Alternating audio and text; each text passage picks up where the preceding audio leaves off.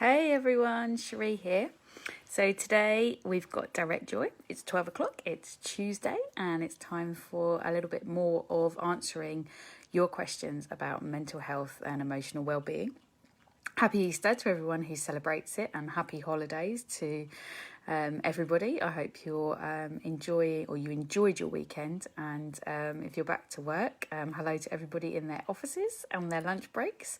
So I'm Cherie Joy, and I am a psychotherapist, a psychotherapeutic counsellor, and a psychologist. I'm a mum. And I have a private practice. I've got a private practice in counselling and psychotherapy.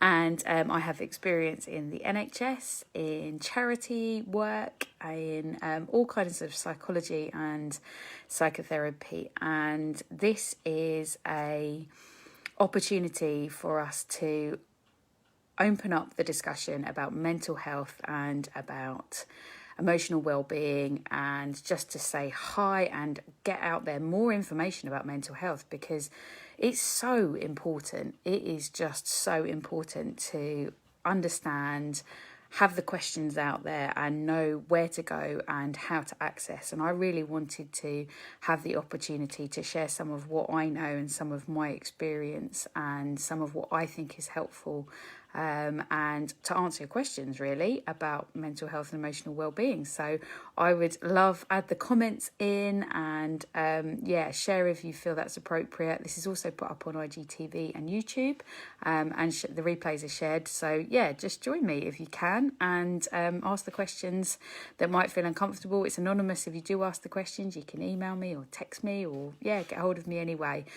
So today I really wanted to talk about how we say no. So previously we've talked about why we say no and how difficult it is to say no, etc. But actually, how do we actually say no when we want to keep the peace, when we really, really, really want to keep the peace, but actually we know we need to say no? And then it can get a bit stuck, can't it? It can get a bit like, I don't really know how to do this. So I was really thinking about the fact of how, and certainly that was the feedback I got from that Direct Joy was, but how do you actually say no? And I think it's very much like a kind of muscle that you need to stop, and you need to, hi everybody, hey everyone, you need to stop and you need to say, okay, well, what's this no about? And that is something that we covered previously, so check that out if you haven't. But which no is it? And I don't know about you, but I hear the no's in the sense of it can be a really strong no. No, this is a no. I'm going to be in your face about this no, even in my own face about this no. And then there's others no's that are a bit of a softer no. Now, sometimes they are just as strong, those no's. They're just as knowing, but actually getting alongside yourself in a really kind of being alongside yourself as a person, not in a third person kind of way, but just being alongside yourself and saying, okay, well, which no is it? Which am I hearing? And taking that opportunity to stop in that moment. And it doesn't have to be long. Sometimes it is a longer period of time. It doesn't have to be long. It can just be a recognition of kind of that internal conversation of which no is it? Which no would I like to invite in? And you will know if it's a really strong no, and we tend to have an either defensive or aggressive stance to that. One of the things that we tend to do if we're not coming alongside ourselves in a really genuine way, which we do, sometimes it's hard to even be genuine with ourselves, okay, is that we start thinking that we have a crystal ball and that we somehow can see the consequences and we can see what's going to happen in the future, which, it's what we all do, but it can create an enormous amount of anxiety, sometimes paranoia, and this huge amount of overwhelm. Now, if you tie this into what we were saying at the beginning, how do you then keep the peace? How can you say no and keep the peace? If you're overwhelmed, a bit paranoid, anxious, you can't see the future, you have no idea what's going to happen. Eek. Better to not say no, better to say yes. Well, actually, is it though? And in the moment of the stop, that's the place to say, well, is it though? Is it? Well, I don't know what the future holds. And if I'm talking to this person that I trust, who I've got an understanding of our relationship as much as anyone can. Even if it's a manager at work, even if it's your own child, you have some sense of resemblance of trust that they won't betray you, that it's okay to say no, that there's a genuine reason for your no, because you've taken time to understand that. And it's very much like a muscle. It's like learning how to ride a bike. Once you get it, you got it. But it is about taking that opportunity to find your balance with it. Just like we know you need to keep pedaling and you need to find your balance when you're riding a bike. With your no, it's, well, how do you find your balance? How do you find the opportunity to actually have that peace with yourself? We find with newborn babies that, and a lady called Melanie Klein, who's quite controversial, I love the controversial speakers, she talks about the fact of there being good and bad, and that the baby responds, and we hear the babies respond, don't we? Even like you might be on a train or on a bus or out in a shopping centre, you know, walking around Sainsbury's, and you hear the babies know, don't you? You hear the roar of what they need. You hear that roar. It goes inside of you. And actually hearing your no in that sense, hearing your roar. Now, we don't want you screaming around Sainsbury's. We don't need you screaming on a train. But actually, what's it like to hear that within yourself, to come alongside and be in that integrity that, okay, I might not be keeping the peace with this one, but I am stopping and having that sense of me, that sense of my no. And having that opportunity to decide. When we provide ourselves with the opportunity for decision, it's quite interesting. And I'm very much one for a blank sheet of paper. Okay, so what's my yeses and what's my nos? And part of that is my upbringing, and part of that is actually that helps me to avoid triggers, because if I can be preemptive, I can know then, well, okay, so if I know that that's definitely a no, or it's a maybe, or it's a yes, what can I do with that? I'm informed. I have my sense of integrity with myself. I can be alongside myself and actually have the opportunity then to give myself that list of what's good and what's bad, and what I want to roar about, and what I can softly say, okay, or what I can do then with the opportunities of maybe. We tend not to go into the maybe grey area when we don't know our yeses and our nos. And the reason that we do that, the reason that we explore that in psychotherapy, is because of the certainty. When we have a clear yes and we have a clear no, we have a certainty. We want to create certainty. That, as human beings, is what we do. We like certainty, we like familiarity, we like excitement, and we like change, but we like that because then we're not overwhelmed, then we're not frightened, we have certainty. But that becomes a bit like the crystal ball, right? Because actually, can we do that? So how can we keep the peace? We tend to say yes, but actually that doesn't keep the peace within us. It doesn't keep that sense of peace, of keeping peace. And then we do other things that maybe we think keep the peace, which kind of tend to squash it down, and then the fizziness comes up and we get overwhelmed. So actually, what are we informed by?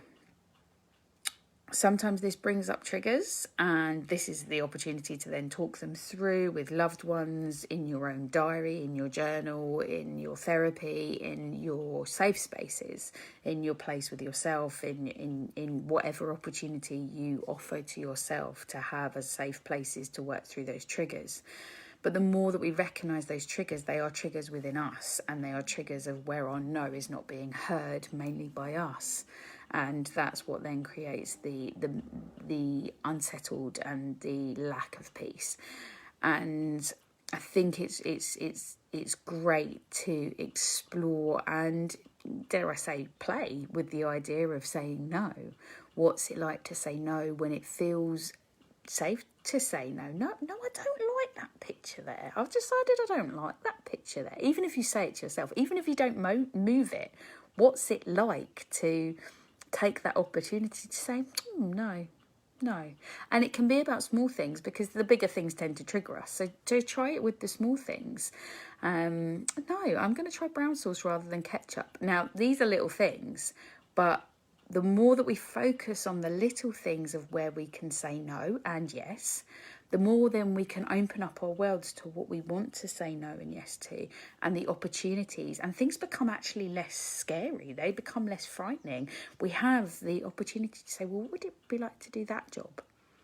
What would it be like to do this with my garden? What would it be like to do this in our relationships? What would it be like to mend a relationship, maybe a friendship that has gone by the wayside? What would it be like to say, hey, let's have a cup of tea, and reignite that moment, maybe with the same boundaries, maybe with different ones, but actually giving yourself that opportunity to stop.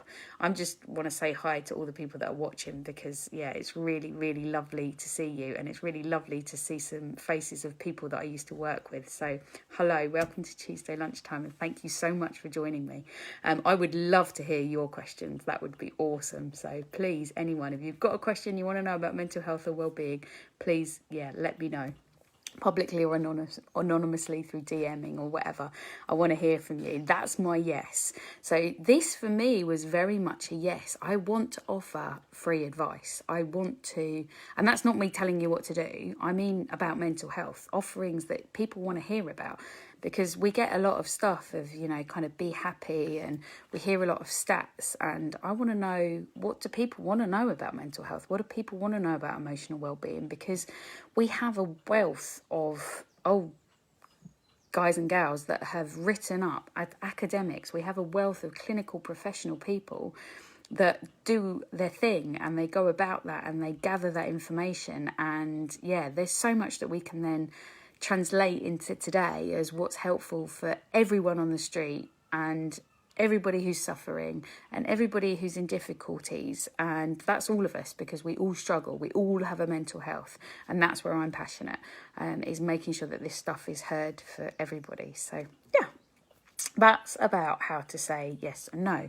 knowing your yes and your no, and stopping, and just having that opportunity, giving yourself that opportunity to be informed by who you are, and opening the opportunity of a little less certainty, opening the idea up to a little less certainty.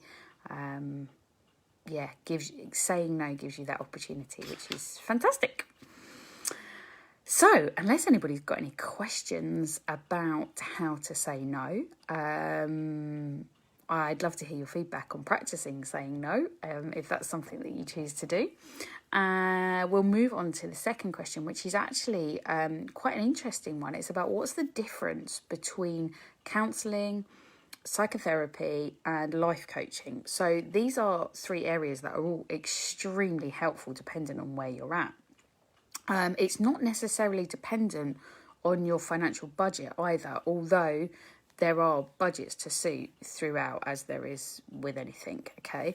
And also, what you pay for is not necessarily what you get. So, and I think that's the same in everything. So, watch out for that, I suppose, as a kind of addendum. Let's start with counselling. So, counselling is an opportunity to be heard. It's an opportunity to talk and to be listened to. It's an opportunity to sit with someone, and that can be online now, as we've proved, especially in the last year, and really be heard in your feelings, and start to explore them a little bit. Start to really share kind of what's going on in life, really. And that's mainly the content, so the stories of your life, the stories of the current, the stories of the past, and the stories that we make up about the future as well. Because just like I just mentioned about the crystal ball, there is sometimes this crystal ball that we decide that we have, and so having an opportunity to really talk through some of that difficult stuff.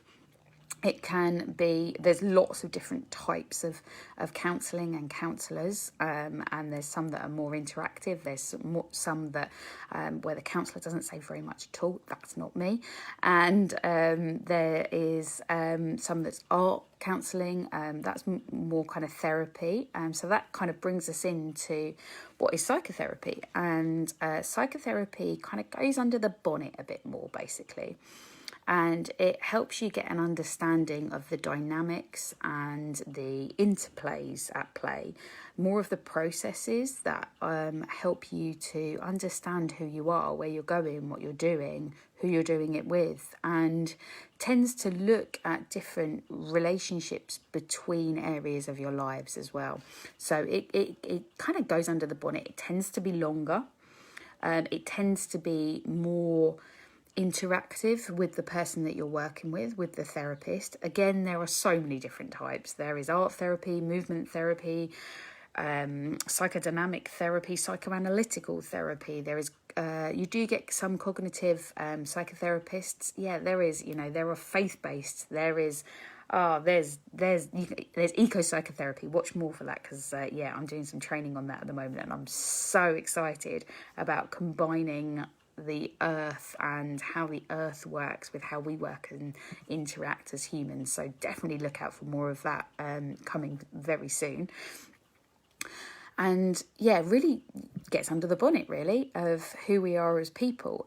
I combine the two, so I'm a psychotherapeutic counsellor and a psychologist, and the psychology is more of the kind of scientific approach of what's going on in our bodies and our brains and our choices, and that's the kind of combination. So I combine the three.